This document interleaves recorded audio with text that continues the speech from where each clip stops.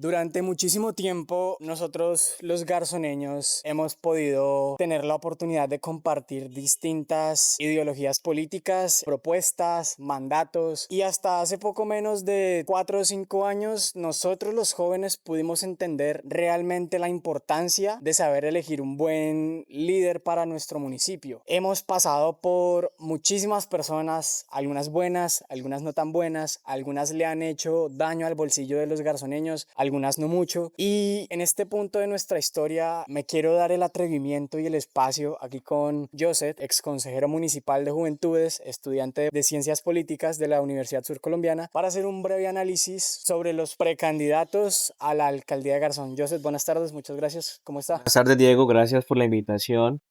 Como usted lo decía, es muy importante este análisis, ya que durante mucho tiempo, pues, nosotros los jóvenes y las otras poblaciones, pues, no han tenido las oportunidades que se han mejorado a día de hoy.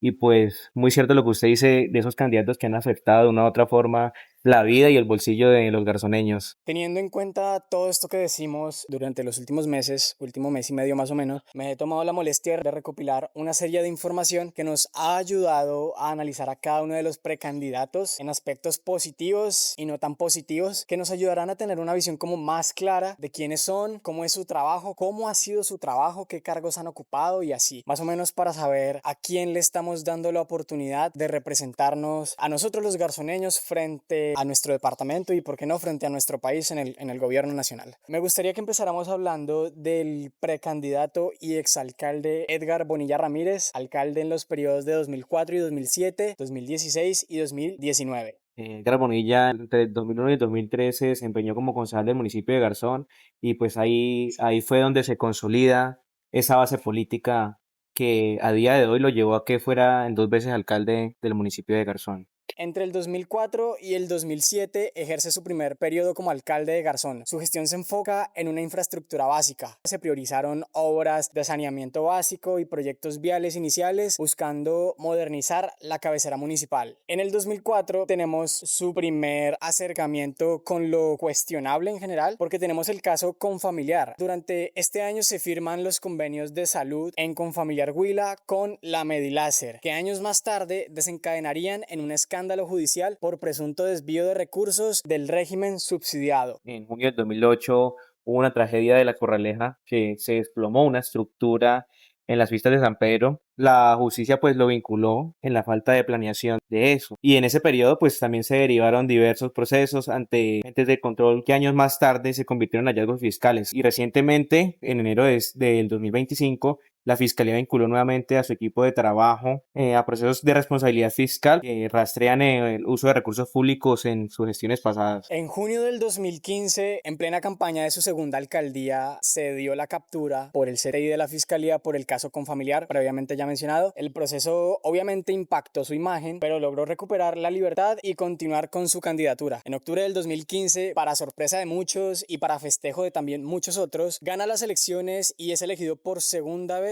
como alcalde de Garzón. El segundo periodo de Edgar Bonilla como alcalde de Garzón fue entre el 2016 y entre el 2019. Su segunda administración, se caracterizó por un enfoque en infraestructura básica, en proyectos de servicios públicos, pero también estuvo marcada por controversias políticas y procesos disciplinarios posteriores. Hay algo muy importante aquí, es que aún siendo capturado, pues lo eligen los garzoneños alcalde. ¿Qué le amerita a usted? ¿Qué opina de que aún así, hallando posible corrupción, los garzoneños elijan a esa persona? Yo siempre he sido muy fiel a la justicia. Al man se le desacreditaron todos los cargos por los que fue sometido bajo las autoridades, y aunque fue un caso que le impactó muchísimo a los garzoneños por el convenio de Confamiliar y la Mediláser, al no tener nada en su contra, se le hace como la recuperación de su credibilidad como Ujú. político, porque pues a la final se basa en eso, en credibilidad, porque siento que para uno ejercer como político lo primero que debe tener es palabra y credibilidad. Y al desestimar todos estos casos, pues muy a su favor, habiéndose ganado el cariño de la gente primero como concejal y luego como alcalde, pues nada, esto le sirvió a su favor para quedar nuevamente reelegido entre el 2016 y el 2019. Siento que el equipo en ese entonces supo jugar muy bien con esto y lo utilizó muy bien pues para poder llegar a la alcaldía. En octubre del 2017 tenemos el fallo de La Corraleja. El Consejo de Estado ratifica la responsabilidad del municipio por la tragedia ocurrida en el 2008, usted nos contaba, obligando a Garzón a pagar indemnizaciones millonarias bajo la administración de Edgar Bonilla. Recordamos, yo ya lo decía, eso no fue dentro de su primer periodo de mandato, pero lo vinculan por la planificación que hubo durante su periodo de mandato. Esto obviamente le dejó un déficit al municipio enorme que a día de hoy presuntamente se sigue pagando. En el 2019, al finalizar su periodo, el municipio reportó pasivos exigibles por compromisos con proveedores y contratistas que quedaron pendientes para asegurar la continuidad de una de las obras más importantes que ha visto el municipio, que es la PETAR y las redes de acueducto. Vemos que el tema de la PETAR pues fue el que dejó este gran proyecto, él fue el que pues logró gestionarlo de una u otra forma, pero pues también hemos visto que a día de hoy pues pasó un gobierno y está el actual, pero no se ha podido dar soluciones o no se ha podido poner a funcionar porque creo que hay una falta de recursos ahí también. Edgar Bonilla nos dejó el planteamiento de la PETAR, que años después se siguió con la obra, pero aún muchísimo tiempo después, que han pasado como 8 años, todavía no se ha entregado la estructura final. En una investigación que se realizó en contratos de investigación, se registraron cuestionamientos sobre contratos de pavimentación por valores superiores a 1.022 millones, los cuales en hallarse irregularidades generan dudas administrativas y pues también sanciones que se deben tramitar ante entes de control, como la Procuraduría General de la Nación. En febrero del 2023, la Procuraduría General de la Nación le formula cargos por presuntas faltas gravísimas en la contratación del servicio de aseo de 2019 al alcalde. En julio de 2025, tras 10 años de proceso, la justicia de Neiva también lo declara inocente en el caso Confamiliar, cerrando su capítulo judicial más pesado. En procesos electorales recientes 2024-2026, sí, su influencia pues para ser ha mermado mucho. Se siente ya un desgaste político en el candidato y lo vimos reflejado en unos candidatos que apoyó en las pasadas elecciones a Cámara y Senado. No le fue tan bien, no se sintió ese fervor y ese respaldo hacia Edgar Bonilla, porque eres el que trae pues el apoyo hacia los candidatos, candidato al Senado foráneo y pues candidato a la Cámara que sí tenía, pero no le fue muy bien.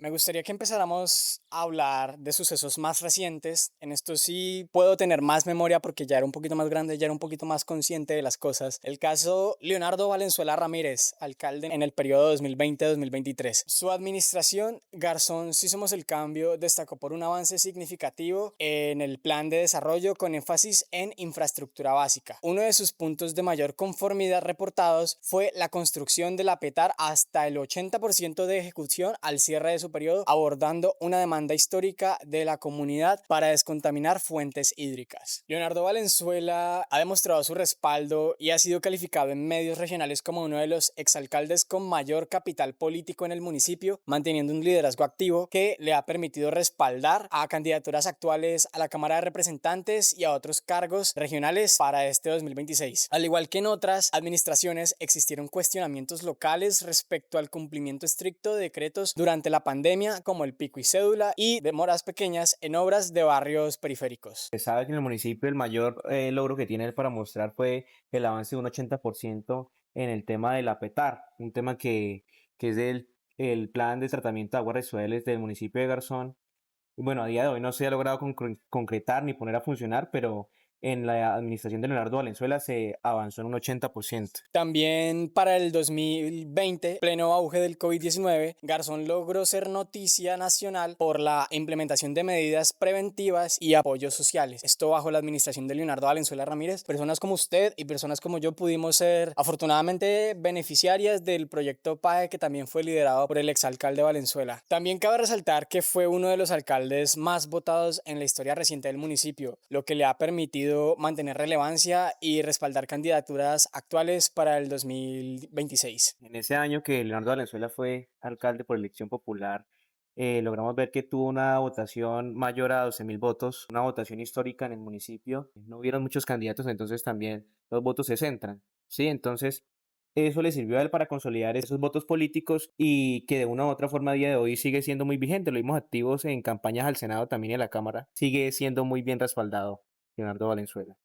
Así como tenemos argumentos a favor, también hay cierto grupo de personas que muchas veces demuestran inconformidades. En este caso tenemos investigaciones fiscales que en marzo del 2025 la Contraloría Departamental del Huila inició un proceso por un presunto detrimento patrimonial superior a 800 millones de pesos relacionado con las irregularidades de la empresa de servicios públicos Empugar. Seguido de esto también, a pesar de las inversiones en sectores de la comunidad, continuaron criticando el incremento de la percepción de inseguridad y hurtos en el casco urbano durante la etapa final de su gobierno. Y también teníamos ejemplos de promesas de campañas donde algunos sectores sociales señalaron de proyectos de vivienda urbana y la recuperación total de la malla vial que quedaron pendientes o con avances menores a los de su proyecto en su plan de desarrollo. Bueno, el caso de empresas públicas ha cobrado relevancia recientemente debido a que la Contraloría Departamental del Huila hace una auditoría y evidenciaron ciertas irregularidades administrativas y financieras durante la vigencia de 2023 bajo la administración de Leonardo Valenzuela Ramírez. Los hallazgos de la Contraloría fueron detrimento patrimonial.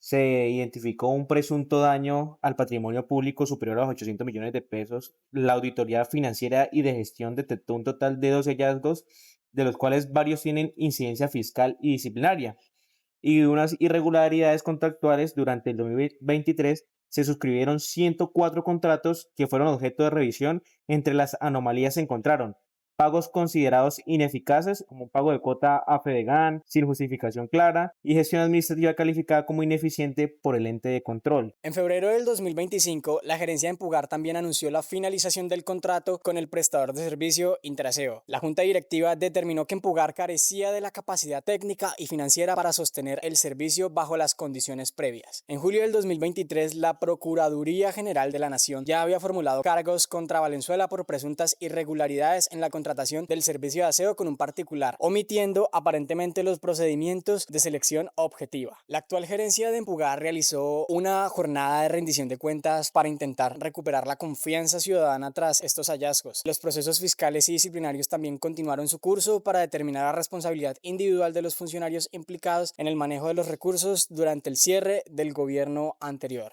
No sé hasta qué punto podría darle eso ventaja a Valenzuela tras poner sobre la mesa las pruebas, pero de cierta manera podría ayudar a equilibrar la balanza. Sí, así es, Diego, aunque Leonardo Valenzuela en la actualidad aún tiene cierta credibilidad por cierto sector político y tiene su gente que lo acompaña, su equipo de trabajo. Y quiero que mencionemos también este caso que fue el de los 580 millones en plena pandemia. Presuntamente un hacker entró a las cuentas de la alcaldía y se robaron 580 millones. Incluso hace poco despidieron cargos a la actual tesorera en ese entonces y a otro individuo que fue el que retiró la plata en Cali, en el Valle del Cauca. Ahora el señor Néstor Jalil Monroy Antía, asesor de despacho, también ha sido el director del hospital un par de veces en el pasado. Empezamos en el año de 1993 hasta 1995, donde inicia su carrera en la Administración Pública Nacional como jefe de la División Administrativa de la Policía Nacional, adquiriendo experiencia en el manejo de personal y presupuestos estatales. En 1995 asume por primera vez la gerencia de ese no, ya Hospital Departamental San Vicente de Paul en Garzón, y pues en esa década lidera la transición de la institución de un hospital básico a uno de medicina de alta complejidad. Entre el 2000 y el 2011 también durante ese largo periodo se enfoca en la estabilidad financiera del hospital, logrando que la institución no entre en planes de saneamiento fiscal, Ley 550, a diferencia de otros hospitales del Huila, lo que otorga un perfil de gerente técnico eficiente. Así es, Diego. Y Diego, quiero hacer una pregunta. ¿Usted sabía que a personas que tienen altas afectaciones de salud de Florencia, el Putumayo, las traen al Hospital San Vicente de Paul en Garzón?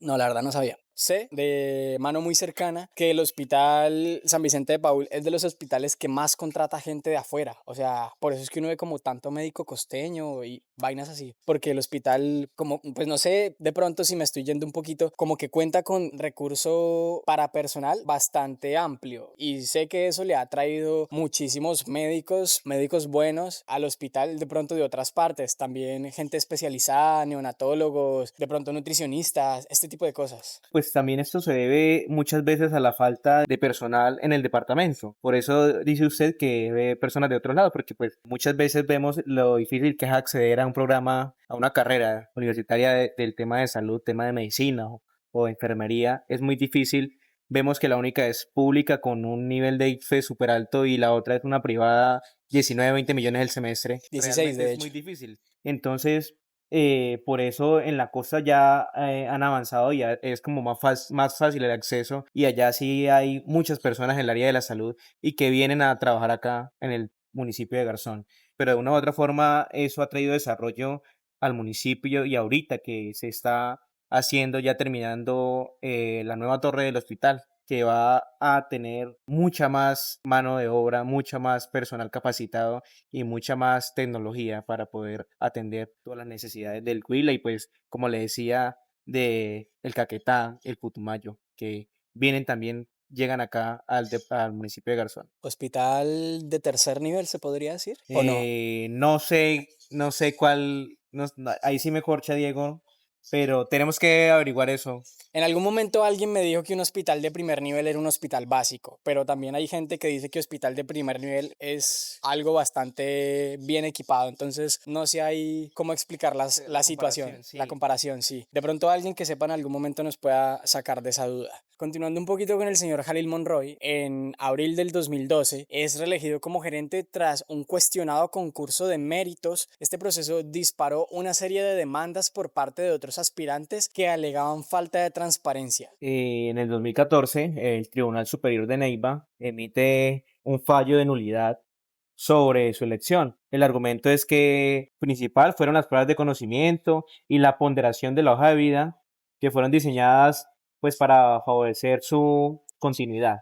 Entre el 2014 y el 2015, a pesar del fallo, Monroy interpone recursos de reposición y tutelas que le permiten dilatar la salida del cargo, logrando finalmente mantenerse en la dirección mediante una serie de vacíos administrativos y nuevas designaciones temporales que se volvieron definitivas. Para los años 2016 a 2019, el Departamento Nacional de Planeación le otorga una calificación de 95 sobre 100. Esta estadística lo posicionó como el mejor gestor de proyectos de salud en el Huila, destacando su capacidad para radicar proyectos ante el Ministerio de Salud y obtener recursos nacionales. Y en el 2018, en materia de infraestructura, gestiona y pone en marcha la construcción de la torre de especialistas, pues que se estima una inversión superior a los 12 mil millones de pesos, confinanciados entre el departamento y la nación. En el 2019 ejecuta recursos para la renovación del parque automotor, entrega 4 ambulancias de última generación y adquiere equipos de imagenología entre tomografías y rayos X digitales con una inversión aproximada de 2.500 millones de pesos. Y en el 2019, la Contaduría General de la Nación y la Secretaría de Salud del Huila califican su gestión contable como la segunda más transparente y efectiva del departamento. Ahora entre el 2020 y el 2023, la Procuraduría General del Huila, expediente E 2018-316-725, emite notificaciones de estado electrónicos sobre indagaciones disciplinarias relacionadas con presuntas irregularidades en la contratación de suministros médicos durante el 2018. En octubre del 2020 finaliza formalmente su gestión en el Hospital de Garzón, deja una institución con 22 especialidades activas, siendo el centro de referencia para el sur y el centro del Huila. Del 2021 al 2023 se mantiene en el sector privado como consultor externo en temas de auditoría médica y gestión en servicios de salud. Actualmente, el doctor Halin Monroy es asesor del despacho del alcalde, asesorándole en temas de salud. Y hemos visto también que de una u otra forma sigue visitando las comunidades y llevando ese mensaje que lo lleva rumbo hacia una candidatura a la alcaldía de Garzón. Continuando con los precandidatos, tenemos al señor Felipe Puentes, director del Instituto de Transporte y Tránsito del Huila entre el 2020 y el 2022. Fue una de las primeras posiciones del gobierno departamental Huila Crece. Su trayectoria se ha concentrado en el sector público del Huila, ocupando cargos de libre nombramiento y remoción. Entre ellos tenemos el director del Departamento Administrativo y Planeación de Garzón Huila, donde lidera planificación territorial y estratégica del municipio. Se destacó como director de Fombihuila en el 2023 al 2024, nombrado el 1 de junio del 2023 por la gobernación del Huila para dirigir el Fondo de Vivienda de Interés Social del departamento. Es profesional universitario en la Secretaría de Educación de Neiva, registra experiencia en el nivel profesional técnico y administrativo dentro de la alcaldía de la capital del Huila. Actualmente es coordinador de obras de la Secretaría de Educación. Tenemos una gestión que se ha centrado en el desarrollo de infraestructura y política social. Tenemos vivienda de interés en Fombihuila, donde coordinó la ejecución de proyectos de vivienda urbana y rural para familias vulnerables en el departamento. También tenemos procesos de seguridad vial durante su paso por el ITTH, donde impulsó programas de señalización y campañas de prevención vial en los municipios no certificados del Huila. Algo que le destaco muchísimo al señor Felipe Puentes es que a la fecha de hoy no existen registros públicos, fallos de responsabilidad fiscal o sentencias judiciales que vinculen a Puentes Caballero con escándalos de corrupción significativos. Su historial en el sistema de información y gestión del empleo público no muestra inhabilidades vigentes para el ejercicio de cargos públicos, y también como funcionario sus declaraciones de bienes y rentas son de carácter público bajo la ley 2013 de 2019 sin que se hayan reportado anomalías patrimoniales mediáticas.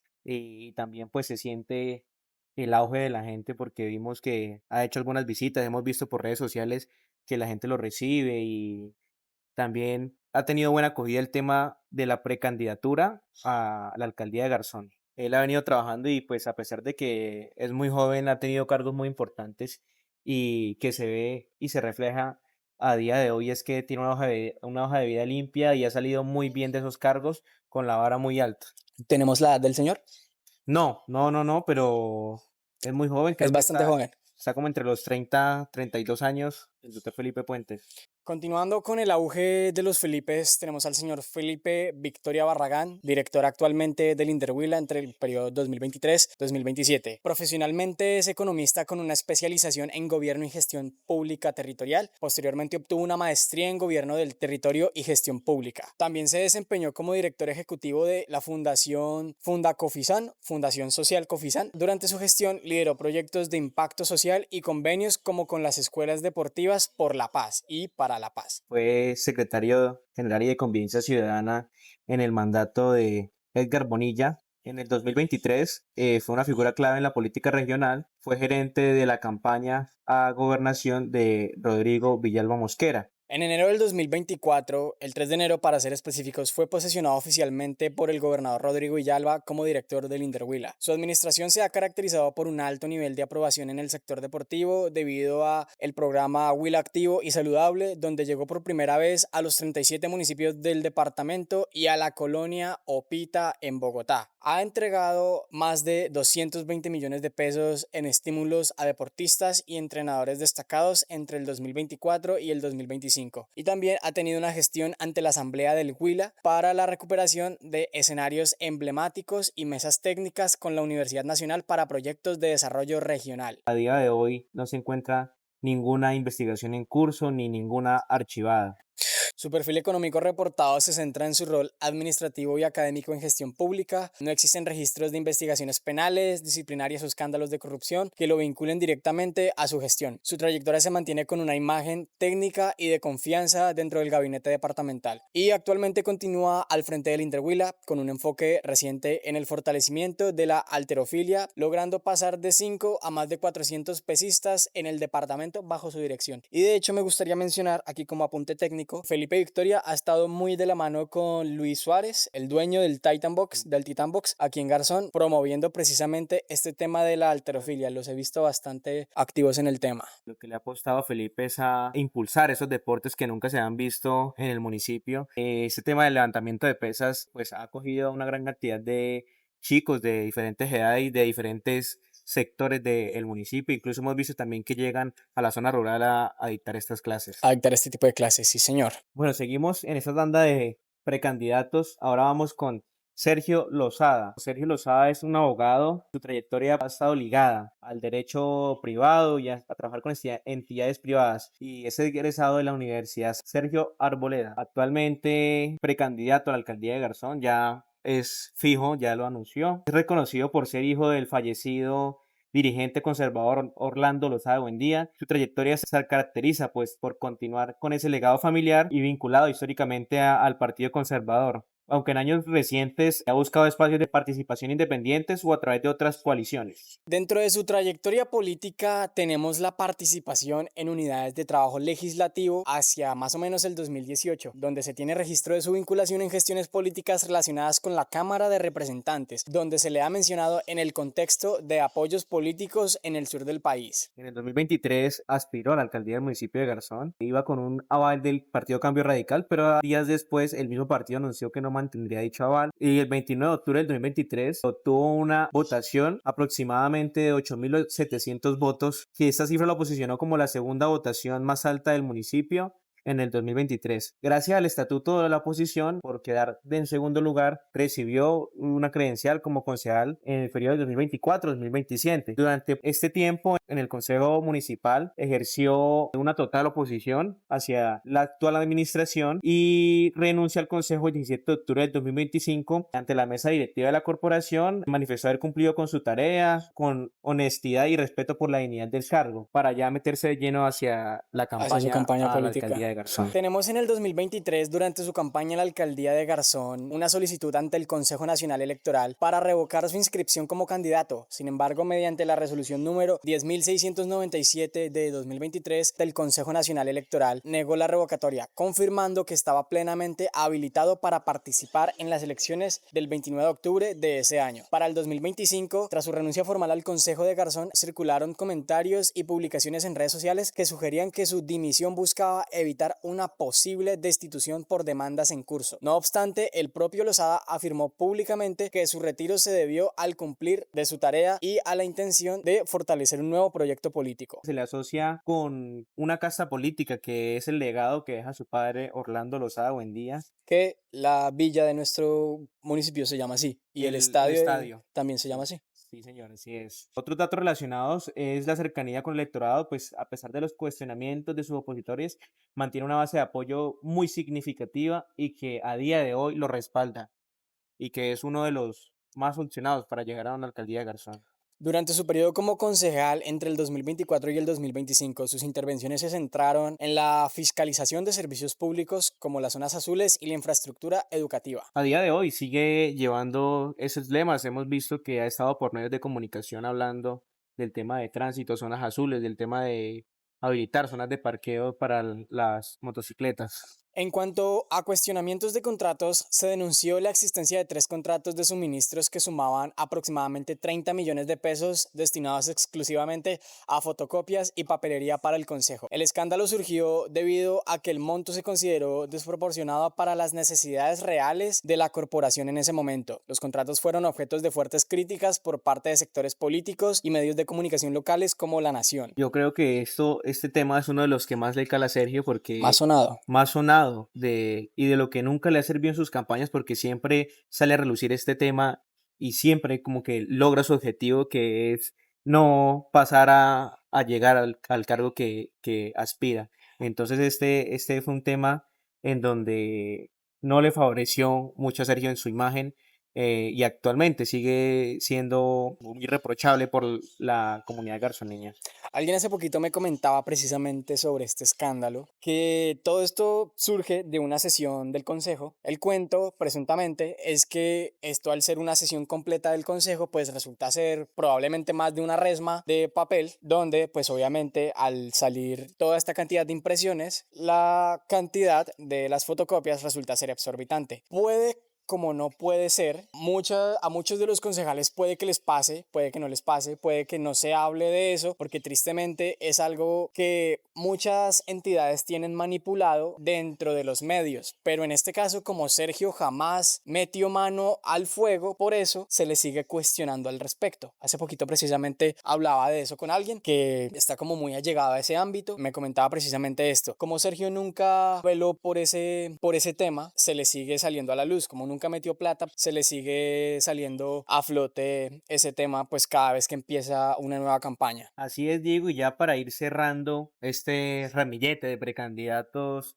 vamos con la única mujer que estaría en esta baraja de precandidatos a la alcaldía de Garzón, como lo es Diana Montes, subdirectora actualmente del Hospital Departamental San Vicente de Paúl. Es abogada, Diego, especialista y magíster en Derecho Público se encuentra cursando un doctorado en la administración gerencial y actualmente pues se desempeña como subdirectora administrativa del Hospital San Vicente de Paúl, cargo que ocupa desde agosto del 2024. Fue candidata a la alcaldía de Garzón en las elecciones del 2023, avalada por el grupo significativo de ciudadanos Liderazgo para Avanzar. Su campaña se centró en el desarrollo rural y el bienestar social, logrando un reconocimiento importante en comunidades como La Vereda, El Recreo. Se proyecta como una líder enfocada en el desarrollo de su municipio, con una presencia activa en redes sociales, en eventos culturales y su cercanía con las comunidades rurales de Garzón. Entre el 2014 y el 2015 tenemos una prestación de servicios profesionales como contratista en la Contraloría de Bogotá. Entre el 2021 y 2022 también tenemos prestación de servicios como contratista en la Gobernación del Huila entre noviembre del 2021 a diciembre y enero y diciembre de 2022. Fue candidata también oficial por el grupo significativo de ciudadanos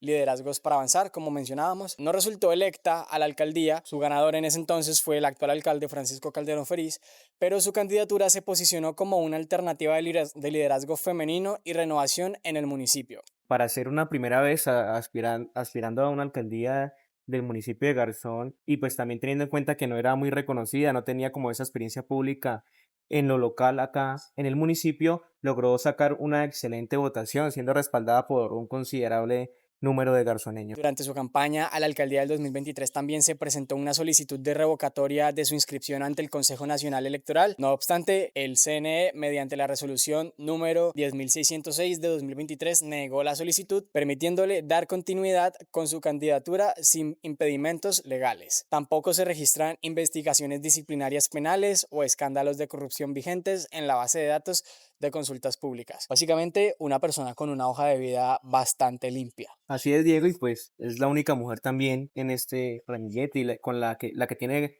reales posibilidades de llegar a este cargo en el municipio de Garzón, que es la alcaldía. Me gustaría dejar un mensaje final para las personas que nos están viendo. Primero, agradecerle a Joseph por el espacio. Muchachos, por favor, votemos a conciencia, sepamos a quiénes estamos montando en el gobierno, porque no sabemos qué puede pasar con nuestro municipio en un futuro. Actualmente nos estamos recuperando todavía de muchos errores financieros, administrativos que han cometido administraciones pasadas en todos los sectores y pues como garzoneños debemos considerar qué es lo mejor para nuestro municipio. La invitación también es que analicen cada uno de los candidatos, su hoja de vida, su trayectoria y decidan qué es lo mejor para los garzoneños. Hay que dejar claridades y es que no hemos hablado mal de ningún candidato, estamos hablando de netamente lo que está en las cifras y lo que está en las diferentes entes de control. Todo esto obviamente ha sido bajo el respeto de las opiniones. Aquí no venimos a hacer apología a ninguno de los candidatos, todo lo contrario.